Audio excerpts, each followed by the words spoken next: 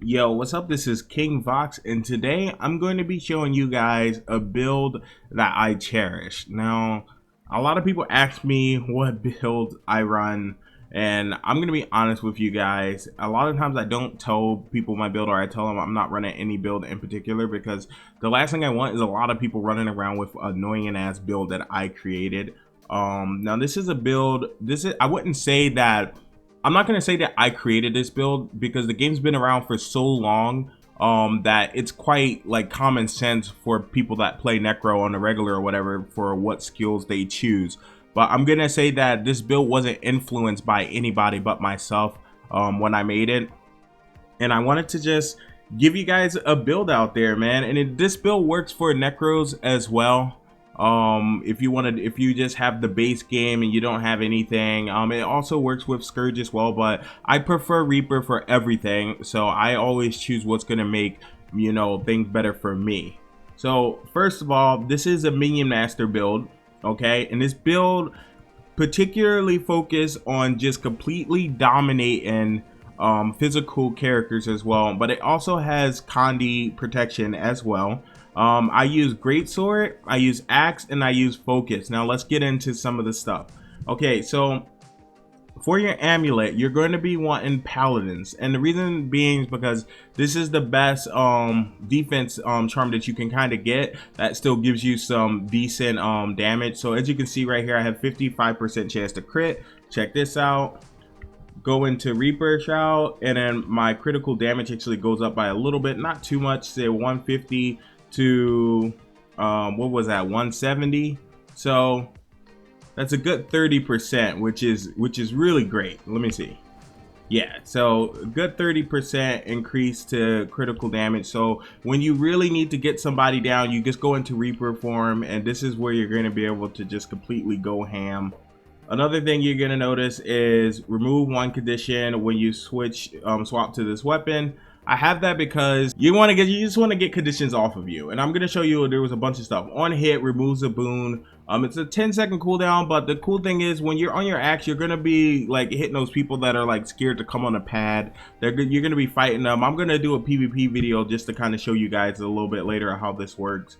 Okay, then for Greatsword, your next attack after swapping to this sword while in combat will remove 2 boons from your target. Now Greatsword, you're really going to get someone down, and what you're going to do as soon as you switch it to your Greatsword, you want to hit your 4, and then you can either spend, I mean, you can use your 5. It's really situational in PvP, but usually what I do is I go into Greatsword, I use my 4. What 4 does is apply a crazy crippling blindness on them. It does a crap load of damage. It pulses 4 times, and also it's a dark combo fill. So then when you go inside of your Reaper Shroud and spin on it, it's just so great.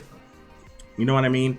So for pets, as you can see, we have Flesh of the Master, which gives you stacking toughness, and trust me, this is going to stack up a lot. And I know a lot of people are probably like, why don't you got your other minions out to increase it? You don't need that. You just need Rise. So you deck out all your minions, and then you have Rise at number 7 or whatever is more convenient for you, and you press this when you're being jumped. Normally, if you're not being jumped, you're okay. Or if you're fighting against a character like a Mesmer or something that can bring out a lot of clones and you just want that extra toughness, then pop it. It's going to be really great. Let's get into some of the skills for you guys.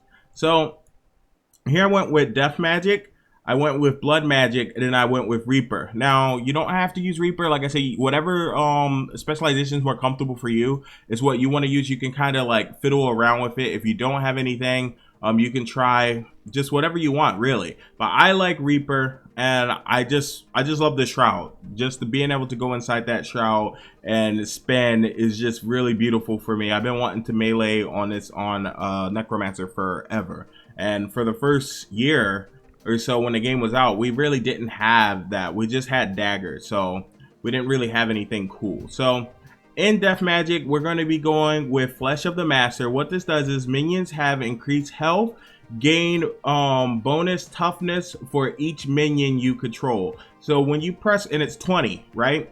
When you see I have 4 right now.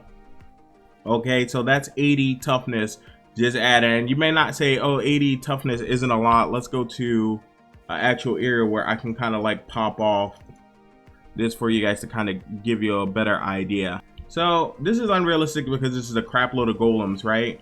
But say if I run in here, it's gonna hit 5 targets. Boom, now it's at 10. Okay, so 10 times 20. I'll put that up on the screen because my math right now sucks. But as you can see, look at this. Corruptor's defense, increase toughness and reduce incoming condition damage per stack, right? And as you can see, this is really cool because it gets really high. Okay, it gets about 10 stacks or something like that. And it's just really nice. It just really eats condition damage and allows you to not only be tanky to physical damage, it allows you to outlast a bunch of damage as far as like you know, conditions as well. But necromantic corruption or whatever, minions deal more damage and take conditions from you. When a minion attacks, it transfers conditions to its target. So this thing's a 10-second cooldown, but this thing is really dope because what it's doing is increasing your minions damage by 25%. And you have all these minions out, right? So they're getting a 25% damage increase, as well as they're transferring conditions. Now this isn't 10 seconds for all your minions. This is 10 seconds for every minion. So what this means is like each minion has its own 10-second cooldown for a condition that it can transfer. So what happens is when you have people that load a bunch of conditions on you, man, they just can't deal. So boom, we call out all these or whatever, and then we have the crap load of defense, right? Let me actually show you guys. I think we can show you here. So we're almost at 3,000 armor, right? This gets a crap load of toughness, crap load of armor. This is like armor of like a freaking warrior, right? Now on top of all of that, we still do a crap load of damage. As you guys can see, we still wreck things. Let me actually hit this guy, and this is without, I mean, imagine, check this out. Look how long we have quickness.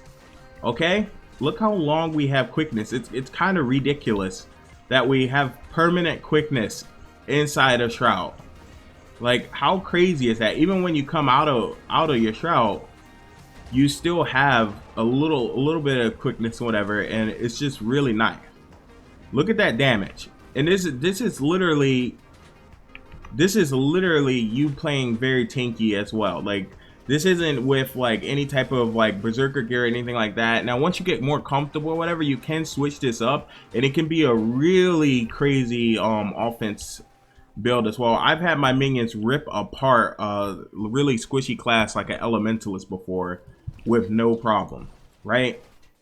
So the last one we have is Corruptor's Favor. Now that's what I showed you guys earlier. What it pretty much does is reduce the condition damage that you take, and I think here it'll tell you a percentage. So minus 2% per stack of this, right? And you're getting 30 toughness as well. So this is just extra on top of everything. It's just ridiculous. So you have this, which is Flesh of My Master, which gets up to 10, right? And that gives you a crap load of defense. And then you have Corruptor's Defense, which gives you even more toughness and even more condition damage reduction, right? So this is almost 20% condition damage reduction. It's enough for you to heal through some things until your pets can actually grab the condition from you, which they do very fast. So a person that has like a guardian that does like a flame condition build or whatever, where they just like try to burn you down, those people have no chance because it's only one condition, and your pets will pretty much grab that and just throw it back at them. And I'm telling you, there's been times where I've jumped into groups and they just melt their stuff because the conditions that they throw on me, or they get stack burn. There's not a lot of classes that have more than one condition that they can kind of like just bomb you with. So this is really good for those really idiots that like try to bomb the hell out of you with one condition like burn, and then they just end up bombing themselves because you have so many pets just to throw it right back on them. And I know it's a 10-second cooldown per pet, but I'm telling you guys, it kind of really feels like there's no cooldown, and it's a very beautiful build. Okay, so next we have blood magic, right? So in blood magic, I got quickening thirst. Now this thing used to be a situation where you would have to have a dagger in order to run faster, but now it's just a threshold, so you're not going to get the second bonus of the reduce recharge or whatever for dagger or whatever, but it doesn't matter. I mean, you can use a dagger if you want to, but we're purely taking this for movement speed, so we can kind of like, you know, outmaneuver our opponent, and that's very big in PvP, is just to get the hell out of dodge whenever you feel like it. And trust me, it's really great. I'll show you that in a little bit, don't worry, before the video goes off. Okay, so another one is vampiric presence. Now what this really does is allow your pets and everybody in your party to pretty much siphon life. Now it's not a lot of damage, but imagine 100 damage, right, added on to every one of your pets plus your rise and all that stuff. So it gets to a point where it stacks up and it does a crap load of damage, and it does a lot of healing and stuff like that for your pets. It allows some of your pets to sustain their stuff really well. Another one is Transfusion, I believe this is called. This is your Shroud 4 skill heals, right? So, and it revives people. So say if you're in a party and you're on a pad, and say something's going down and somebody nuked the hell out of one of your partners or something like that, and he's down. So I would normally throw down sword 4 always before going at, and then you just do this and it'll drag them to you to heal them. So it's actually really nice, and you guys can see that the damage on this build isn't a joke either. So for you to be kind of like so tanky, it's a nightmare for some builds. Like, I'm not gonna tell you guys that you're gonna go in there and you're just gonna completely dominate everyone, but I'm telling you, it's gonna be really fun. Okay, so next I have Reaper, and in Reaper I take Chilling Nova, just because we do have a high chance to crit. Our crit is 55%, so our crit is really nice, so we're going to be critting a lot, so that's extra damage. And because we don't have a lot of ferocity, the problem is we don't get like those super nukes like the Berserker classes and stuff like that, but it's okay, right? So then I have Soul Eater, and Soul Eater is really great because sometimes you're going to fight people that are like other support classes and they're so weak they can barely do any damage to you, right? But check this out. While you have Soul Eater, what happens is when you're in Greatsword, you just keep healing. And you get pretty much out heal them, and I'm gonna show you another thing that kind of like helps with that.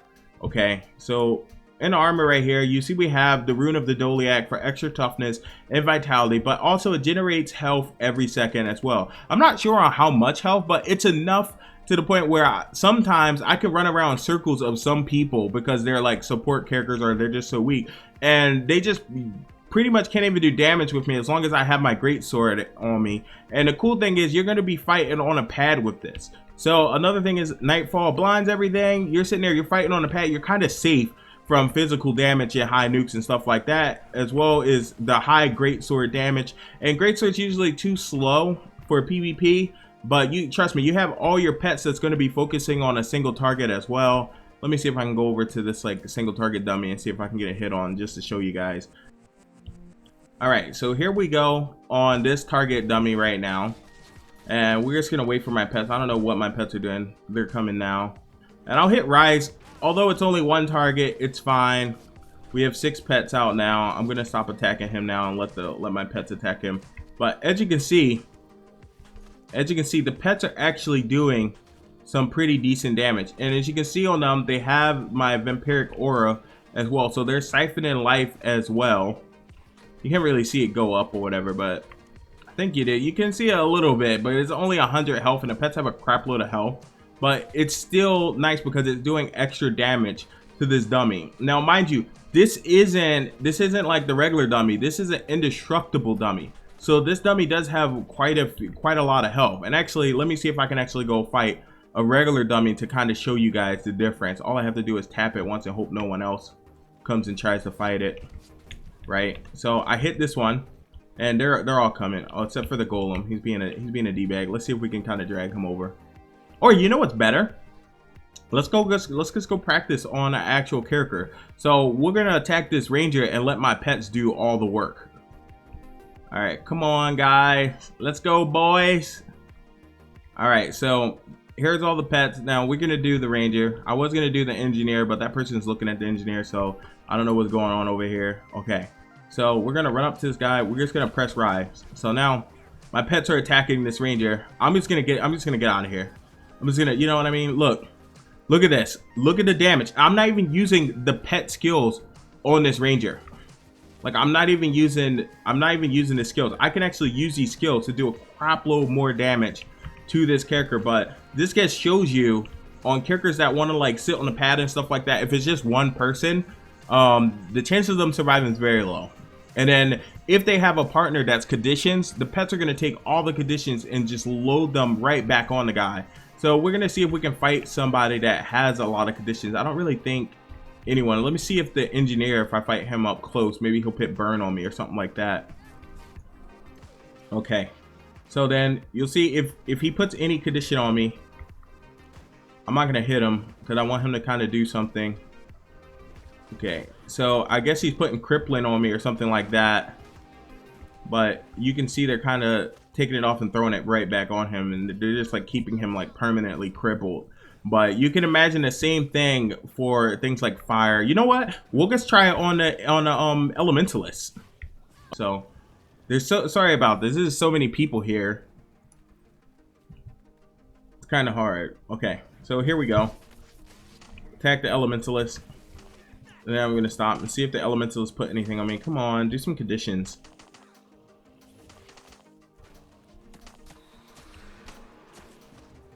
All right, well, didn't want to do any conditions. That's absolutely fine. We're about to go inside of a PvP match, and actually the last thing I want to show you guys is the speed that this one talent gives us. So let's actually do that. So once we heal, we should be able to, hopefully without anyone interrupting. Okay, so you see how we're running now, right? And I'll click it on. Look at that speed pickup. And we'll take it off again. Boom, we slow down, right? Then we press it again, and then we're just going hella fast. So it doesn't matter if you don't have a dagger. Don't worry, you don't need a dagger equipped for the skill to work. Now let's go try to scale out and practice. Okay, so in the match, it's very rare that I take out my minions. I know, like, I used to run to like the front of the door and jump up and see what people have. And if I saw a necromancer and he had a bunch of minions and I was a character like an engineer, I would make sure I would get the polymorph skills and stuff like that, because those just completely screw over minion master. And those are like your big weakness. Fighting characters that have things like that, whatever, are very bad for you. Now, sometimes you're gonna fight other bunkers, and the cool thing is about that, you have your great sword, and what your great sword is kind of going to allow you to do is just heal, you know what I mean, and blind them and stuff like that, and pull them around, try to get them to kind of break their guard. And let me tell you the cool thing about Axe does a crap load of damage with ghostly claws, as well as being able to take away stuff like boons and stuff like that, and it gives you a heal over time as well when you throw out Reaper's Touch.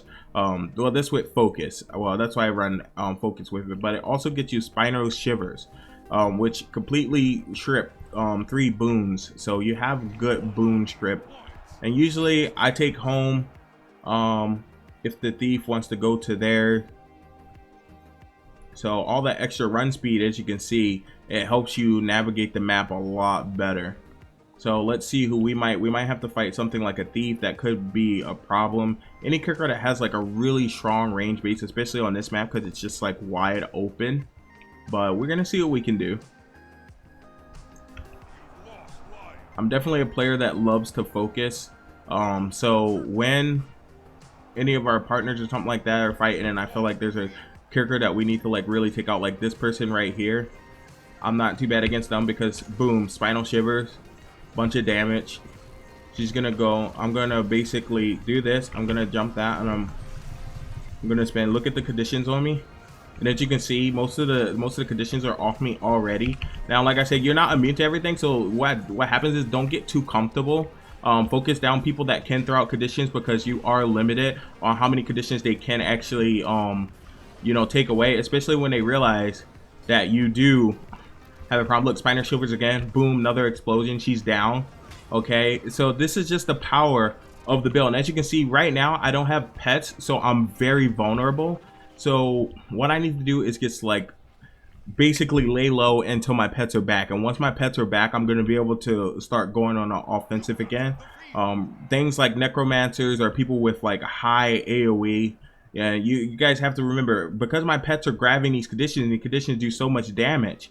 You know, if my pet gets CC'd, once it grabs the condition could possibly melt the pet.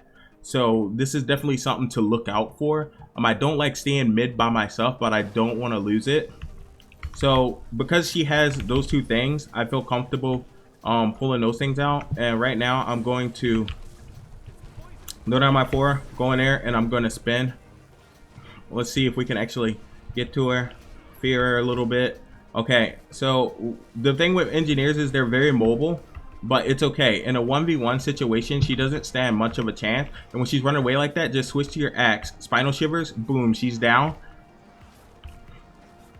Now she's gonna be, engineers are kind of a problem because they can go in and out of stealth, and they can also AoE down your pets. But as you can see, we have 10 stacks of that freaking defense buff, which is really crazy. The other defense buff, Flesh of Master, it's just extra icing on the cake, to be honest. There's other talents you can take that's better, but say something like this where it's like 2 people, this is very dangerous. So like I said, what you want to do is try to CC as much as possible. And as you can see, our burst is still really nasty. We have a bunch of conditions on us, so we're relying on CCing the person so our pets can actually get off some successful hits, taking off the conditions off of us, right? When people are running like that, it's fine. Boom. And then what we're going to do is cast all of our pet skills on this Necro and hope they just run and train him into the ground right now. Don't let him get that person up. Boom. He's not going to be able to get her up. We're going to get a spin right now. A spin with quickness is just really ridiculous, no matter how much power or anything like that you have. So right now I have to focus on getting my pets back up. And we got buffed, so this is really good. I'm going to pop that. We got other people coming up here. I only have a couple of pets, and there's a lot of people. So right now I'm just trying to kite a little bit. Okay, and they're kiting as well. So what we want to do is pull people out of their game, right? Throw this down, spin. We're gonna do AoE right on top of this person. Oh, we couldn't. So in situations with guardians and engineers are being like super mobile, I'm telling you, the freaking focus is probably your best bet. So this person, let's see, so this person's like staying out here, but he has like all those freaking things in knockbacks. This is good for the axe because you can just like, you can throw extra thing, rip boons off, add a slow to kind of like, you know, pick this person up, and then see how she pulled me and everything like that. We kind of don't want to deal with that. Right now we need pets, because if she has any type of like burn or condi, it's very dangerous. But we do have a lot of damage. And now, oh god, so there's a Revenant. Revenants are very scary, mainly because of that right there, which I'm trying to get out of here. I don't know if a thief is hitting me, but it looks like a thief is hitting me. Throw that down, that's gonna blind her. So even at this health, as you can see, my health is kind of like ticking back really fast. You guys can see, and I have like a crazy damage reduction, and that's a power Revenant right there. And you can see power Revenants have a lot of damage, so she could have easily burst me down if I didn't have this heal skill. Now look at the healing. Like it's it's not like a super lot, but the thing is, in combat it's still the same or whatever. So it's really great. It's really great, guys. It's really great. Get you some. Now, I'm telling you guys right now, this build can make you feel pretty comfortable because it's so strong. But there's going to be times where there's people that make builds that just completely topple this build. And it's not going to be on purpose. You know what I mean? They're not going to mean to make a build like that or whatever. But sometimes there's some classes or whatever that just does. So right now we're taking advantage of the quickness, and we're just going to auto attack right here because people are invisible. Come out of there. AoE, throw another Gravedigger. Another Gravedigger. So as you can see, there's somebody stacking conditions. I believe it's, geez, it's that guy. We're going down finally. There's really nothing we can do. There's too much. Mesmer sitting out there, and then you have the Revenant just throwing in damage or whatever with the hammer. Hammer's a lot of damage. But this build will make you so comfortable that you drop your guard, and that's like the biggest problem to this build. You don't want to drop your guard. You don't want to rush into situations like I just rushed into, just being oblivious to your surroundings and not understanding, knowing who's over there, you know, and who's going to cause you the most trouble. So you always want to focus the person that's giving you the most trouble, or your star player the most trouble, if you're not having any trouble with anybody. So communication is very big. I'm gonna strip all those spoons off of her, and as you can see, she's like gunning for me right now, but it's okay. It's okay. The quickness inside of the shroud makes everything so much better. I'm being CC'd right now. Very annoying, but it's okay. Okay, so this guy is a big problem. We're gonna Spinal Shiver him to get that extra stuff off of him, and that retaliation. Retaliation can really screw your pets over. Now, another cool thing about the Reaper's Touch. So right now, I gotta take this guy out. This guy's a problem. So, oh goodness. So this is the problem because this guy's a lot of damage, right? So I'm gonna switch to this and try to deny this Revenant anything, but it's a problem because I don't have any pets out, and that's like a big weakness. See if I can hit him. Okay, got some help over here. That's good. Now, when your pets are down, listen, no matter how strong you think you are, because like sometimes I can solo people without my pets if I'm full health, but just always take caution when your pets are down, because your pets are like your bread and butter. Your pets are definitely your bread and butter. I'm gonna blow her up right now. Spinal Shivers. Mesmers are very easy when your pets are up, and they're really cool because they literally give you they literally give you like full rise, you know what I mean? So they give you a 5 target rise because they create all those clones, and they just completely screw themselves over. So we have that Guardian over here giving this guy this problem. It doesn't matter because we have a hell of a lot of boon strip and everything, so we should be able to just completely take this back. Boom, Spinal, because we just ripped all her protection off of her, and we can AoE her down with the axe. The axe has tremendous burst even without a damage build. So we just nuked her down, and now we'll run back over here into middle, because I know a lot of them's going over there. And when I'm running into a team fight, I like to run in there, and I like to press 5 to just like snatch people off their game, you know what I mean? Then throw down the blind, and then AoE, because even though that engineer's not here, we just killed all the engineer's bots. Okay, she has like no more bots, and we want to CC her. If she runs away, that's absolutely fine. Spinal Shivers, even throw your Reaper's Touch or whatever. Boom, AoE. She's pretty much down. There's nothing really she can do. They're just annoying because they just run around. They're really mobile with a lot of boons and stuff, but we have a lot of boon clear, we have a lot of condition clear, and that's what it's about, guys. I hope you guys have a blessed day or whatever. This has been King Vox, and we're outie. Dance, dance, dance. There we go. Let me see dance. Oh, get it. Oh, get it. Get it. Okay, I'm out of here, guys. You guys are scrubs.